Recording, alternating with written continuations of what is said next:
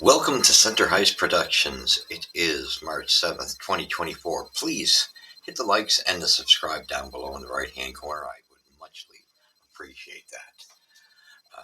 Please don't forget to subscribe or hit the likes. It helps the channel grow. And thank you to the Heist Maniacs as well. All right, this is exactly what it says. It's a review of tonight's game. We went into Carolina.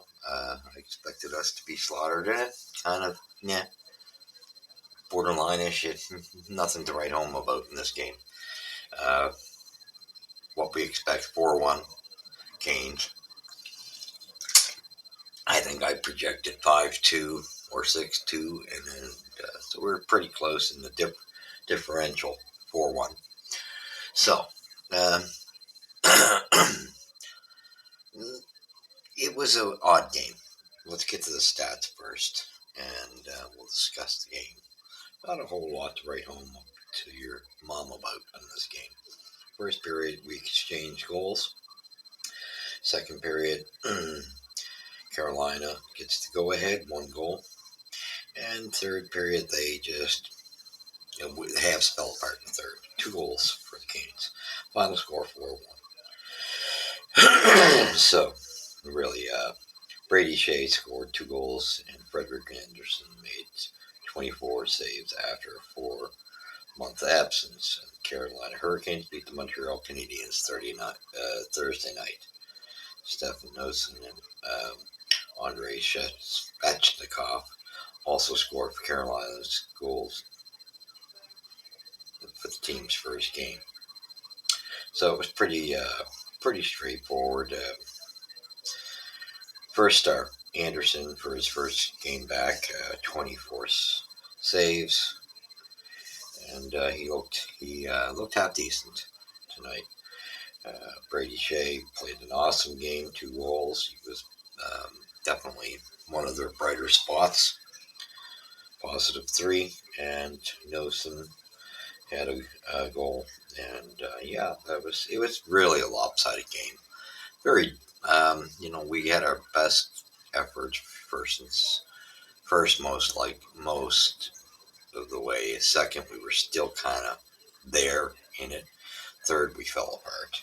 So it was, our only bright point was to see Joshua Waugh score a goal, assist at 5 for 53 in the first period, assisted by Alex Newhook. And it's just like you say, take that shot at the net, and that's what he did from a distance, and caught Andersen napping, and it gave us 1-0 goal score. And then at 13:02, Brady Shea starts scoring with Svechnikov and Neshkash assisting at 13:02.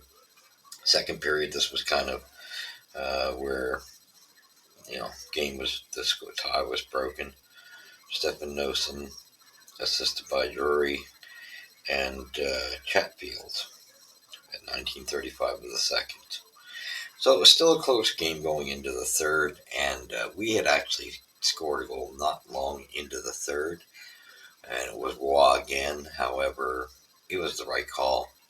That it wasn't going to hold up interference with a goaltender for sure. Good call by the refs on that one. I have to totally agree with them for calling that one back. Just a shame that there had to be a little bit of interference in that play. Anyway, they iced it up with Brady Shea scoring again, and Montreal seemed to be deflated after that call against them. With that goal being called back, it just seemed to take the wind out of the sails, and that was it for them. You could tell they just weren't in it anymore. A lot of odd man breakaways, just unbelievable. The biggest guy I could commend was Sam Montembeault. He faced a lot of shots and did fairly well. He stood on his head pretty much. He was definitely the biggest positive for the Habs. And then, like I say, Waugh's goal. But other than that, really, it was Monty. All right, so Brady Shea scores at 15:31, assisted by Brett Pesci.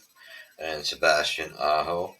And in 1857, Andrei Sveshnikov, assisted by Tibano Turlanen, just on an empty net. And, like I said, there was no way he blew right by Matheson. And I wasn't thrilled. There was a couple of errors made on one goal there for the Canes where Savard lost his man, and there was a bit of a cross up there where I think Savard uh, was trying to catch up to him, but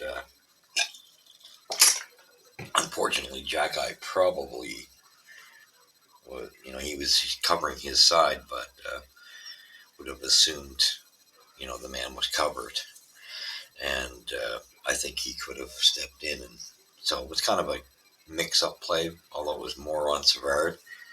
But either way, it was, it just shows our little blarps and blunders. And like I say, the odd man rushes, they just got to stop. We almost got scored upon again.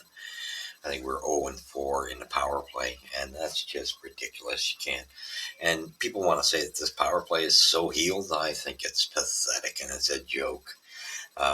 What we cheer about, or some people want to cheer about, this power play is not solved by any stretch of imagination. Come on. You get a goal here or there, and all of a sudden we're holy rollers. I just get such a kick out of us. I think it's pathetic the way we respond. Like some of the podcasts, just pathetic. All right, so in the stats, 25 shots for the Habs, 39 for Carolina, and that just shows you how busy Sam Montembeault was. Hits 13-12 for the Habs, so it was close. Not that physical of a game, though. What's this? Face-offs 124 and 36 by Carolina. And that's quite a difference. You definitely see the loss of Monahan in that department drastically. 0 for 5 on the power play for us. Pathetic. Pathetic. Looked like a power play with anemia. Just ridiculous. And 0 for 4 for Carolina. So please, I don't give myself pipe dreams when certain people on other channels, oh, we got such a great power play. Come on, man, wake up. It's not that when you score every now and then, doesn't mean it's solved. All right, penalty minutes 10-12 in favor of Carolina having more. Giveaways 13-10 for the Habs, of course. Takeaways 12-8, of course, for Carolina. And they wanted this game. They stepped it up. And the third kicked in. They weren't fooling around. They just wrenched it up. And that just showed the depth of their team, their lineup, a good veteran squad. That's why they're one of the best in the league. Block shots 24-10 for Montreal. Seen Dooley doing very well in that department. He had some lapses, so did Matheson, but overall, he made a lot of nice block shots. And I got to say, Harris and Struble played very well together. Jack, I had a half decent game. So, yeah, it's just no. I mean, you can't win games with one goal when you can't score. We have, and if we think we're so headed, I get a kick at another thing that'll say, oh, the Habs are ready to move on to the next step and boost up this lineup. Yeah, you better boost it well, because if you think you're around the corner, give me a break. This offense needs a lot of work. It's bad. All right, so anyway, penalty summary. Neshkash at 8:07 in the first period. Jesse Ylonen at 8:07 as well. Verhoeken, Brett Pesce at 8:58, 2 minutes for Verhoeken. Josh Anderson, 2 minutes for slashing at 14:50 of the period. In 1930, Alex Newhook, 2 minutes for holding back. And you can't get that many power plays up. You're going to get burnt. And we did well killing those penalties, because we took a lot. Second period penalties just one at 119. Brady Shea took 2 minutes for holding. 16:33, Sebastian Aho, 2 minutes for high sticking. Then we went into the third period.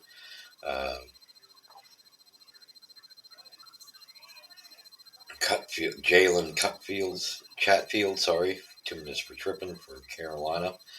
Brendan Gallagher and his famous self at the right times, just when your team needs to have all that time in the slot to try to catch up. What does Brendan do? And he doesn't suffer any repercussions. This has been the clear message. 2 minutes for tripping. I get a kick out of it. He just doesn't have the legs to keep up. Alex Newhook, 2 minutes for holding, and that was just such a sloppy, errant play by Newhook, grabbing on the sweater and the arm. You could see it very clearly. 14:43, he took that penalty, and then Jack Drury, 2 minutes for tripping at the end. And that was pretty much all that she wrote. Very bland game. I found it very blah, but I'm pumped for the Tank to get us back in the right direction, because we can't seem to get the Sabres and Senators to win when we lose, because we're doing too well. And I don't know, man. It's really going to be a problem. And I don't agree that this lineup's not good enough to. We need to be higher in the draft rankings, and I don't know how you go about that without messing up the culture. But it's maybe you put Primo in there a bit more, and I think that's almost what you got to do. And I think Waugh will eventually get sent down to Laval, although he's one of the brighter spots. To me, he was the brighter. To me, wasn't Suzuki had a lot of giveaways tonight. And if anybody wants to say otherwise, they're full of it. Because watch that game closely, especially in the third. Lots of giveaways by Nick that caused odd man rushes. He was not on his game tonight. But I can say in his defense, the guy can have some off nights, right? You don't want to get into a cycle of that. But Nick, for the most part, does his part.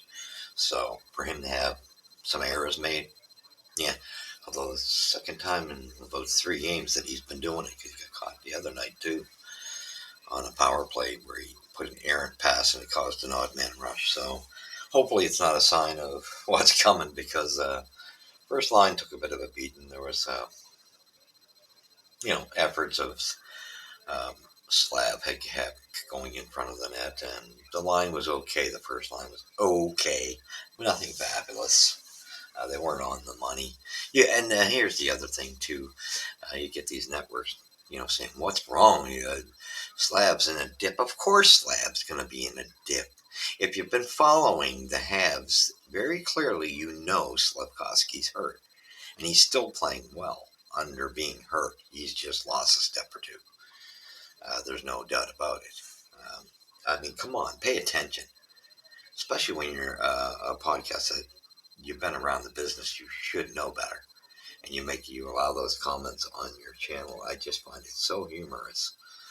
Come on, it's pay attention to what the Habs been saying and the practices he's missing. He's hurt. He's banged up. Now, he might not be hurt enough to keep out of the lineup, but they're going to rest him a bit due to it, not to overdo it. So, wake up. Why do we got to just jump on any little story just to make, whoa, come on, pay attention to what's going on. Just a very simple thing. But overall, very bland game, and I say yes, because we needed a loss. Monty played great, though, however. Monty was really trying to win that game. He could have been a lot worse, but no, they take penalties at the wrong time in the third, and it just totally destroys your chance. So I knew anyway. I called it. I was close. Just take off a goal for each of them, basically, and that was the only difference. So the differential was the same. But good to see, and the big one coming up is Toronto on the weekend. That's our next matchup. That should be interesting. I don't know how good we're going to look. Normally we can play them well because the Toronto-Montreal thing. I don't know how well that's going to go this time around now that Monahan's not there. We really have a lot of, I don't know, it almost looks like more fourth liners than anything. And, like I say, y'all are me. I keep showing up, and playing a lot of guys on this team. Pretty sad. Pearson work. You can see a lot of work done by him. Defense looked okay. Some lapses. Those lapses they got to capitalize and eliminate them at some point. But the errant passes, I think, is the big thing, and it's coming from a lot of our forwards as well. Just making errant passes without looking. And that's why you're getting these odd man breakaways. And it's guys that shouldn't be doing it. However, I just thought Waugh and Armia looked fairly well together tonight. Yolonen, I don't know what's wrong with the guy. I'm at the same point where he's got so much talent, but I just think he's missing the boat. He's had too many opportunities. And for some reason, he just can't cash in. I don't know. I mean, although he's got more talent than Pizzetta, and that's, people say, why is Pizzetta? Pizzetta doesn't give you 100. That was a bunch of crap I heard on one particular podcast where they should know better. Again, Pizzetta gives you 120. No, Pizzetta doesn't. Pizzetta used to give you 110% last year. This year, he gives you 4 or 5 hits. And he doesn't. That's the problem. He doesn't have the talent Yolonen has. There's the problem, the skill set. So you're kind of going, well, we're getting only a portion of what Pizzetta does. Gives you 110 for 5 minutes, and then he disappears, and his skill set can't keep up. So don't give me the garbage. Pay attention to what's going on with the player. And I like, Pizzetta was one of the guys I liked because last year he shocked us. It's clear that between him and Yolonen, what do you do there, man? Both of them are nothing to write home to mom about. I don't know. I sad that the new fella there ended up not being able to be put in the lineup yet. White, and I think he's got a little more edge than some of these players. He's not my particular favorite, but he's definitely got more edge than some of the players on the squad. I think, though, I think we're at a point where who knows, and I still say, don't expect anything by tomorrow. No one's going to overpay for these guys. So I think most of our work's going to be done in trade deadline and off season. But I think we got to be careful what we're saying here. This team isn't even in turn the corner yet. You think they're going to be ready to, they're going to be a little higher up in the standings next year. They're going to try to be. They're not. They haven't turned the corner yet. So we got to be careful. But I say tank. We got to get more of that going on, and let's see what happens. But I just hope they try to entertain us more, because I did not find tonight entertaining.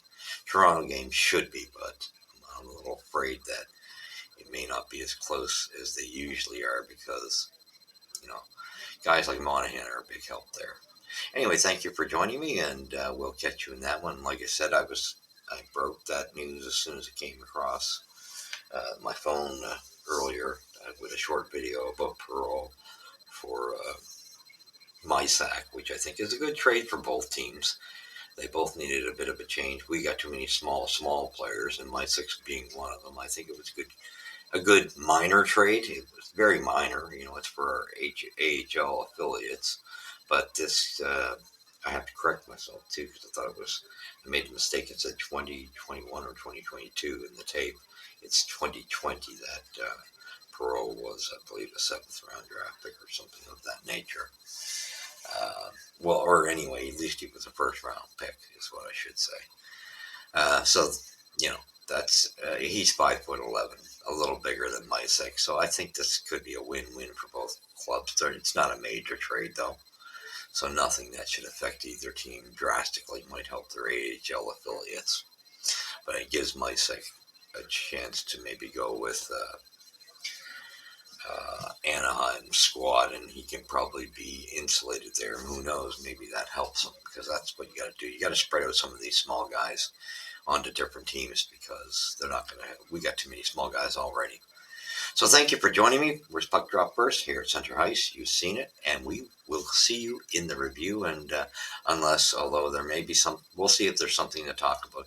I'm not too concerned. I know there's been a lot of big trades with the other teams, and very big ones that we were expecting, like Hannafin. Tanev has been gone. There's Henrique, or all names like that. Some good moves by Edmonton. I don't think they hit the right area of their team, though. Toronto made a splash with Joel Edmonston and stuff like that. So there has been a lot of trades today, like movement wise, not to a massive degree, but there has been play, and I just don't think you're going to see it with the Habs other than minor tweak like you've seen today with the AHL affiliates.